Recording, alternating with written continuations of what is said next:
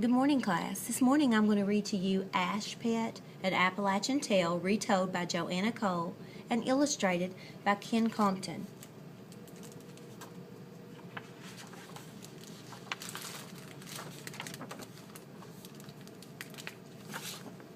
Long ago, in a cabin deep in the shadow of Eagle's Nest Mountain, lived a little serving girl called Ashpet.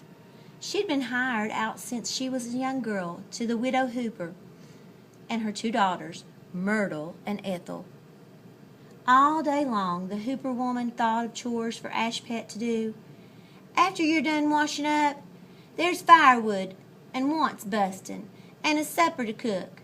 And don't forget to tend to them animals.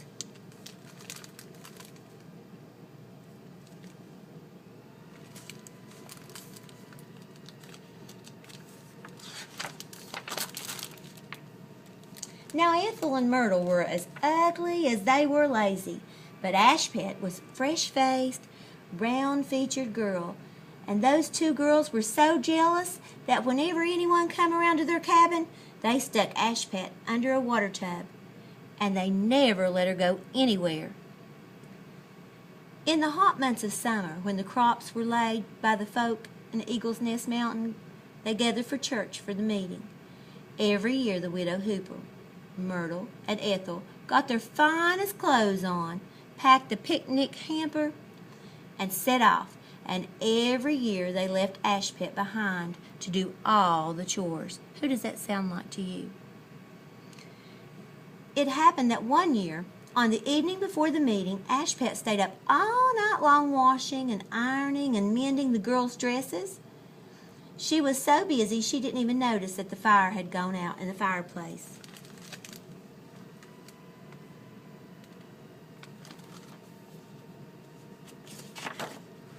Widow Hooper was furious the next morning, and she called out to Myrtle, "Run over the ridge to old Granny's house to borrow some fire."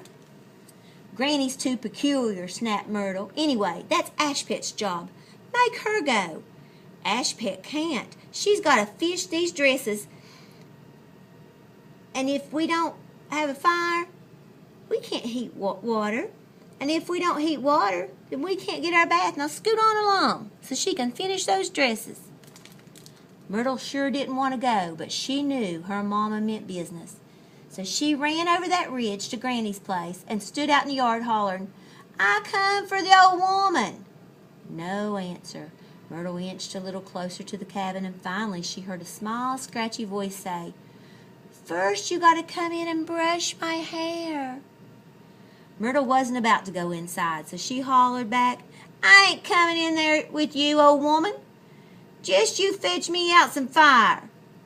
Well, Granny wouldn't give fire to anyone acting it all uppity, so Myrtle went home all empty-handed.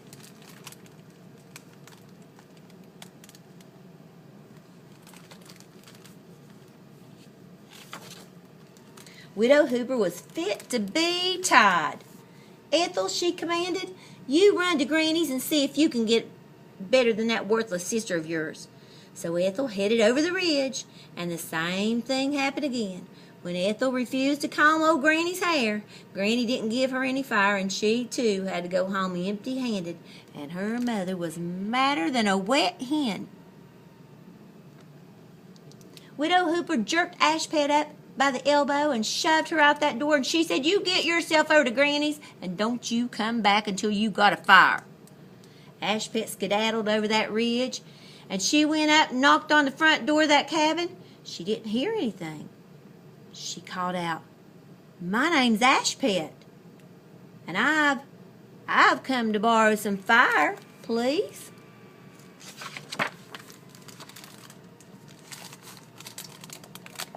"You may, but first, you won't because you won't brush my hair out for me, will you? My brush is just on the table here." Ashpet went inside and picked up the brush and began to pull it through the old lady's hair. Granny asked, "Are you going to the big church meeting and the rest of the Hooper women?" "Don't reckon I will. I'm just a serving girl," snorted Ashpet. "I got me all these chores to do, Don't have time to go down to the meeting. Well, maybe I'll be by your cabin later on, asked Granny. When Granny's hair was combed, Ashpet asked, "May I have that fire now?" And Granny crooked her mouth with her toothless grin. "Of course, child. Help yourself to the fire."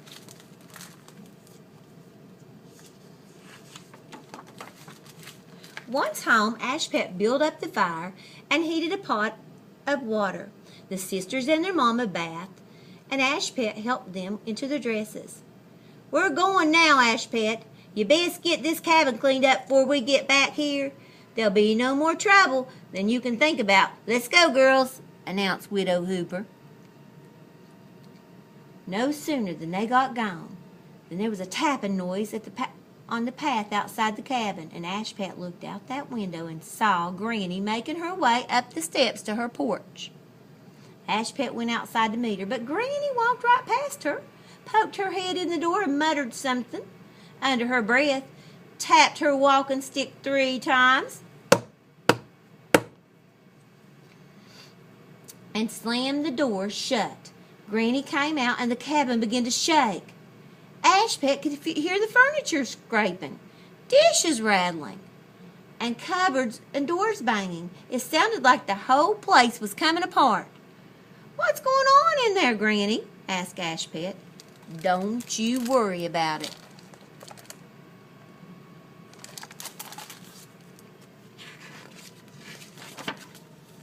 Just then, the door flew open, and Ashpet peered inside that cabin, and it was straighter than Ashpet could ever believe possible. The dishes were washed, dried, and put away, and the clothes were clean and folded. And the beds were made, even the floor was swept, and by the fireplace was the prettiest red calico dress that Ashpet had ever seen, and a pair of brand new red shoes. "Don't you just stand there, child," said Granny. "Change your clothes and get along to that meeting.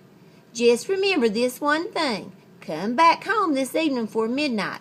And with that, old Granny was gone. Quick as a wink, Ashpet cleaned up and then tried the new dress and shoes on. She admired herself in the dingy old clothes in the glass window hanging on the wall. Never had she looked so pretty. Then she danced across the cabin and out into the sunshine and down the road to the meeting.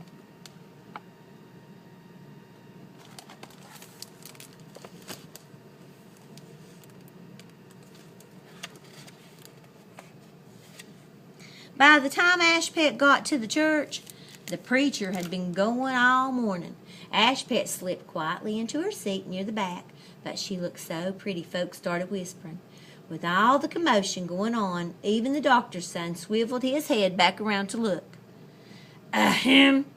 The preacher cleared his throat, then settled back into the sermon. Finally, late in the afternoon, he ran out of something to say, and the crowd sang a hymn, and they broke up for supper in the lawn.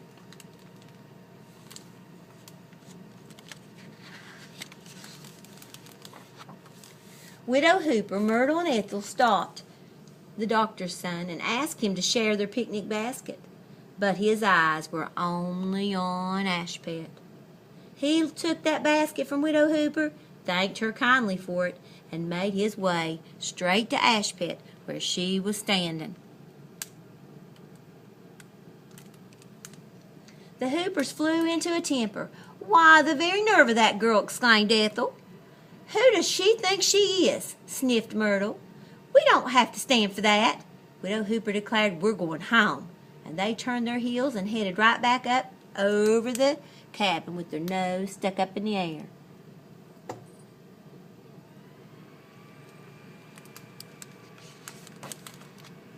Ashpet and the doctor's son found a quiet spot near the river to enjoy their supper.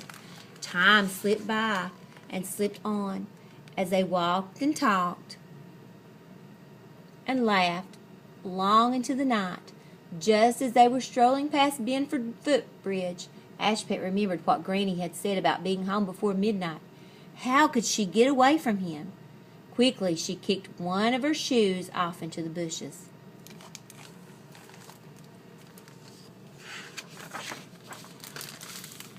I declare it's time for me to get home, Ashpet cried.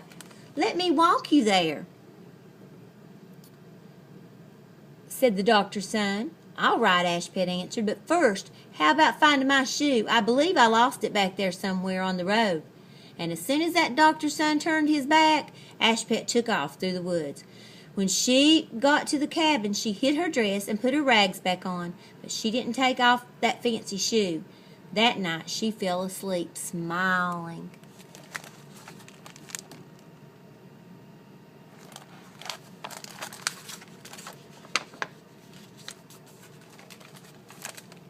The next morning, Widow Hooper and Ethel woke Ashpet up, poking her little bony fingers.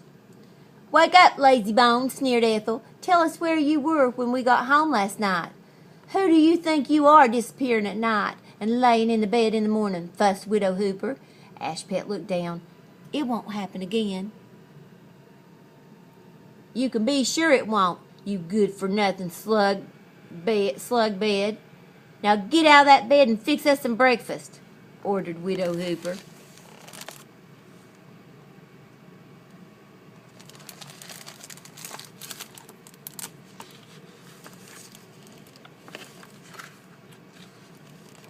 Just as Ashpet got to work, terrible shrieks came from the loft.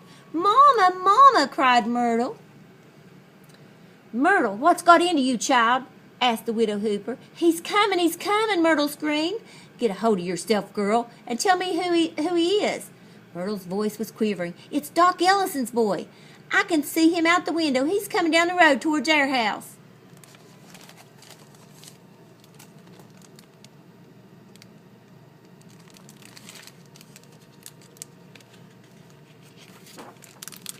But by the time Ethel had run in front of the cabin and flung open the door, I can see him too, Mama. He's on his way, all right. Widow Hooper cried. Quick, Ethel, shut the door and get back in the loft with Myrtle. Both of you Gussies. Gussie up yourself some. I wonder why on earth he's come to our house. Ashpet quickly offered. I'll fix up something for him to eat. You'll do no such thing, snapped that widow. It wouldn't be right for somebody as dirty as you to be seen by somebody as good as Doc Ellison's boy. You get yourself in a wash tub and stay until I let you out.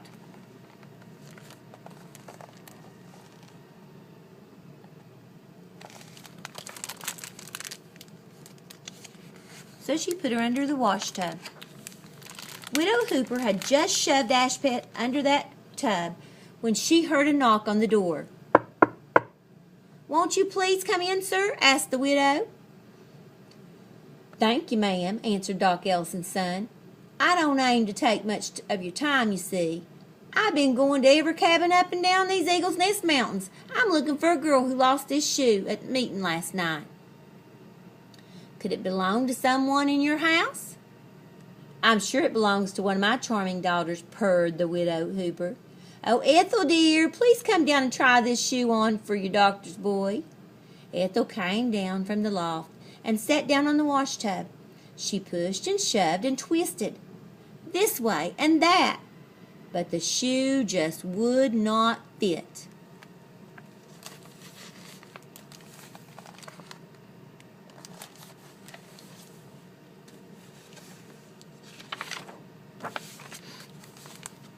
Don't look like it's going to fit, ma'am, said the doctor's son. I'll not trouble you any more. Wait, I have another daughter. It must be her shoe, exclaimed Widow Hooper. Myrtle, honey, please come and try this shoe on for Doc Ellison's boy. Lickety-split, Myrtle scurried down the ladder and snatched that shoe and crammed her foot right into it. Her foot wasn't as wide as Ethel's, but it was longer. Even though her toes fit just fine, her heels would not go in.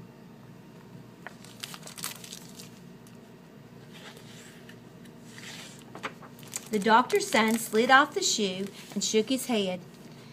I'll just be going now, ma'am. He tipped his hat and opened the door to leave, and as he did, a big black bird flew past him and grabbed the shoe in its beak and swooped around the room. The doctor's son chased the bird, shouting, "Give me that back, you old crow!" But the bird stayed just ahead of the boy. Round and around it went, until finally it dropped the shoe, by the overturned washtub. As the doctor's son leaped for the shoe, he landed on the washtub and knocked it right side up. And there sat Ashpet wearing the other shoe.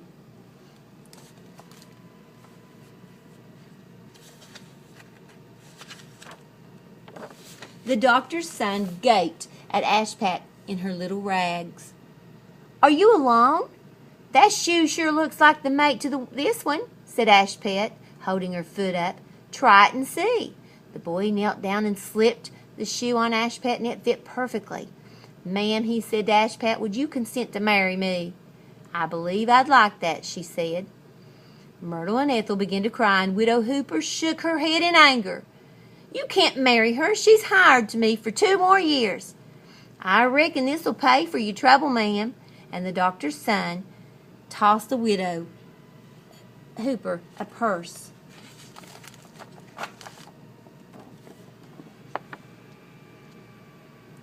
Without looking back, Ashpet walked out the door to marry the doctor's son. It didn't take long before the whole story spread around Eagle's Nest Mountain. Folks poked so much fun at the Hooper women for how they had treated Ashpet, and the widow and her girls were shamed into moving clear across Crabtree Cove.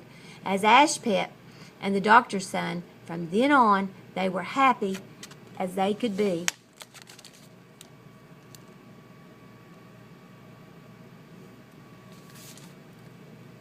Thank you.